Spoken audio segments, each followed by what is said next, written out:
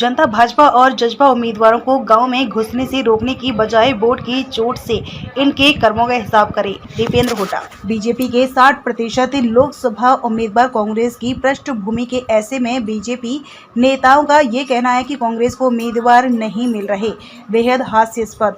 दीपेंद्र होटा। प्रदेश के अवैध वसूली, फायरिंग, हत्या का जमाना एक बार फिर से लौट आया है। दीपेंद्र होटा। रिकॉर्ड महंगाई, बेरोजगारी, चौपट कानून व्यवस्था से आम लोगों और व्यापारियों में सुरक्षा की भावना। दीपेंद्र होटा। बीजेपी नेताओं की भाषा में कटुता और झूठ से स्पष्ट है कि पहले चरण के मतदान के बाद उन्हें भारी निराशा हाथ लगी। दीपेंद्र होटा। सांसद दीपेंद्र होटा ने आज बेरी हल्के में घर घर कांग्रेस, हर घर कांग्रेस अभियान के तहत विभिन्न गांवों में जनसंपर्क किया। इस दौरान दीपेंद्र होटा ने प्रदेश के मतदाताओं से अपील करी कि जनता भाजपा को जजपा उम्मीदवारों को गांव में घुसने से रोकने की बजाय वोट की चोट से इनके कर्मों का हिसाब करें। 10 साल के किसान, मजदूर, व्यापारी, कर्मचारी, पंच, सरपंच, ग्रामीण, चौकीदार, महिलाएं, नौजवान, आशा वर्कर, खिलाड़ी समेत हर वर्ग इस सरकार से परेशान रहा है। सरकार में बैठे लोग अगर ये सोचते हैं कि हरियाणा की भोली भाली जनता 10 साल में उनके द्वारा किए अत्याचारों को भूल जाएगी तो ये उनकी गलतफहमी है। प्रदेश की त्रस्त जनता बेसब्री से 25 मई का इंतजार कर रही है और चुनाव के दिन चुन चुनकर उनके अत्याचारों का हिसाब करेगी। उन्होंने कहा कि बीजेपी के 60% लोकसभा उम्मीदवार कांग्रेस की पृष्ठभूमि के हैं। ऐसे में बीजेपी नेताओं का ये कहना है कि कांग्रेस की उम्मीदवार नहीं मिल रहे हैं, बेहद हास्यास्पद है। सच्चाई तो ये है कि उम्मीदवार तो बीजेपी को नहीं मिल रहे हैं। इस दौरान विधायक डॉक्टर रघुवीर सिंह कादियान मौजूद रहे। दीपेंद्र होटा ने कहा कि प्रदेश में रिकॉर्ड महंगाई, बेरोजगारी, कानून व्यवस्था चौपट होने के चलते आम लोगों और व्यापारियों में असुरक्षा की भावना है। आर्थिक मंदी से व्यापारी, दुकानदार इस सरकार से दुखी है। प्रदेश में अवैध वसूली, फायरिंग का जमाना एक बार फिर लौट आया है।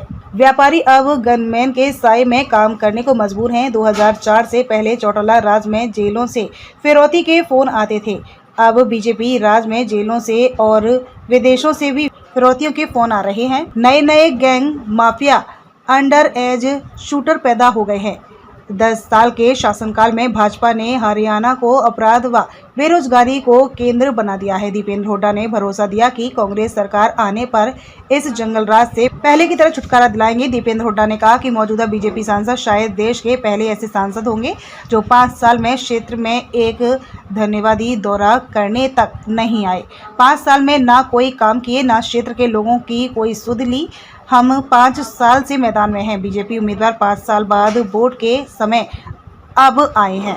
इसी बात की टीस लोगों के मन में है। दीपेंद्र होटा ने कहा कि पहले चरण के मतदान के बाद बीजेपी नेताओं की भाषा में जो कटुता और झूठ दिखाई दे रहा है, इससे स्पष्ट है कि बीजेपी नेताओं को पहले चरण के मतदान के बाद भारी निराशा हाथ लगी है। उन्होंने कहा कि कांग्रेस पार्टी की सरकार के समय रोहतक लोकसभा क्षेत्र हो या रोहतक शहर, विकास के मानचित्र पर विकसित रोहतक के रूप में जाना जाने लगा। आज विकास के मानचित्र से ये पूरा इलाका उतर गया है। उन्होंने अपने कार्यकाल में किए गए दर्जनों विकास कार्यों को बताते हुए सीधा सवाल किया कि भाजपा सरकार और भाजपा सांसद बताए कि उन्होंने अपने कार्यकाल में इलाके के विकास के लिए क्या किया। जाने वाले कार्यकाल के लिए अपना लक्ष्य बताते हुए उन्होंने कहा कि दिल्ली से लगा रोहतक लोकसभा क्षेत्र गुड़गांव, नोएडा की तर्ज पर आगे जाए और आने वाली पीढ़ी को यही स्वर्णिम भविष्य दे सके, इस दिशा में वो काम करेंगे। और पिछली बार का मिला था तो इसी लक्ष्य के साथ उन्होंने खूब काम किया था जो आज सबके सामने है। उन्होंने कहा कि ये चुनाव केवल एक सांसद चुनने का नहीं है बल्कि हरियाणा की राजनीति को दिशा देने वाला साबित होगा। लोगों बीच में आए गए नहीं तो लोगों का काम भी नहीं हुए, तो ये एक दुर्भाग्य है। मगर कि ऐसे उम्मीदवार को भाजपा के प्रत्याशी के रूप में आए हैं। नाम पर वोट मांगने वालों को क्या अब हम तो हमारा मुद्दा काम है, हमारी काम है, हमारी कार्यशैली है जो इस रूप से हमने क्षेत्र को आगे बढ़ाया था और आगे भी बढ़ाएंगे। हमारा एक लक्ष्य है कि ये रोहतक लोकसभा क्षेत्र दिल्ली के एक तरफ लगता है, दिल्ली के दक्षिण में गुड़गांव लोकसभा क्षेत्र लगता है, दिल्ली के पूरब में नोएडा है, तो दिल्ली के पश्चिम में रोहतक लोकसभा क्षेत्र। तो जब गुड़गांव और नोएडा के टक्कर में आने वाले समय में रोहतक लोकसभा क्षेत्र का विकास पहुंचे ताकि हम अपनी अगली जनरेशन को, अगली पीढ़ी को यहीं पे एक स्वर्णिम भविष्य दे सकें। और इसी सोच के साथ हमने अपने जब अवसर मिला तो 10 वर्ष अपने क्षेत्र को ऊपर उठाने के लिए भरसक प्रयास किए थे, जो आज भी आपको इलाके में दिखाई दे रहे हैं। और मगर दुर्भाग्य से उस विकास की पटरी से उतरा, हरियाणा भी उतर गया और हमारा लोकसभा क्षेत्र उतर गया। दोबारा से हरियाणा खुशहाली की पटरी पे आए, विकास की पटरी पे, और रोहतक लोकसभा क्षेत्र देश के विकास के मानचित्र पे, रोहतक लोकसभा क्षेत्र पे का स्थान बने, ये हमारा लक्ष्य है। और साथ में ये चुनाव केवल एक सांसद का चुनाव नहीं है, ये हम बार बार कह रहे हैं कि इस चुनाव से हरियाणा की राजनीति को दिशा मिलेगी। वो इसलिए कह रहे हैं, जैसे पीछे वाला उदाहरण आपके सामने, पीछे जो उदाहरण थोड़े वोटों से जो कसर रही थी लोकसभा चुनाव में, उसके बाद विधानसभा में भी कुछ ही सीटों से कसर रह गई, क्योंकि निराशा हाथ लगी तो मनोबल कार्यकर्ता कांग्रेस का गिरा। अब हमारा विश्वास है कि यहाँ से जो नतीजा आएगा वो लोगों का आशीर्वाद मिलेगा, कांग्रेस पार्टी जीतेगी, हम जीतेंगे यहाँ से। और जिस दिन हम यहाँ जीतेंगे, हरियाणा की अगली सरकार की नींव भी रोहतक लोकसभा क्षेत्र के लोग रखने का काम करेंगे। व्यापारियों से बातचीत हुई, उन्होंने क्या कहा है? व्यापारियों का पूरा साथ है।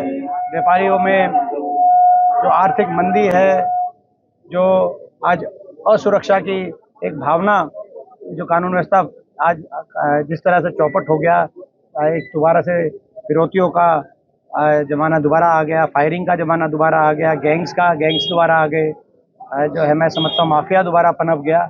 और जो इसमें तो एक ही फर्क मैं मानता हूँ, 2004 से पहले फिरौतियों की कॉल आती थी जेलों से, अब फिरौतियों की कॉल आ रही है जेलों से भी और विदेशों से भी। ये एक मैं समझता हूँ कि ऐसा समय आ गया दोबारा। तो ऐसे में जो है धंधा है, धंधा तो सभी का मंदा है। तो ये आज स्थिति है, आज व्यापारी दुखी है सरकार से, और हमें पूरा विश्वास है कि व्यापारियों का खूब आशीर्वाद हमें मिलेगा, न सिर्फ बेरी में मगर पूरे लोकसभा क्षेत्र में। अरविंद शर्मा कह रहे हैं कि मोदी के लिए वोट मांगे हैं, क्या कांग्रेस जो है वो राहुल गांधी के नाम पर वोट मांगे? हम हर चीज़ के लिए वोट मांगे हैं, क्योंकि देश की संवैधानिक व्यवस्था में हर चीज़ की होती है। पार्टी की हमारी विचारधारा, पार्टी के हमारे नेता, पार्टी की नीतियां और उम्मीदवार की कार्यशैली, उम्मीदवार के काम, हर चीज़ के आधार पर हम लोग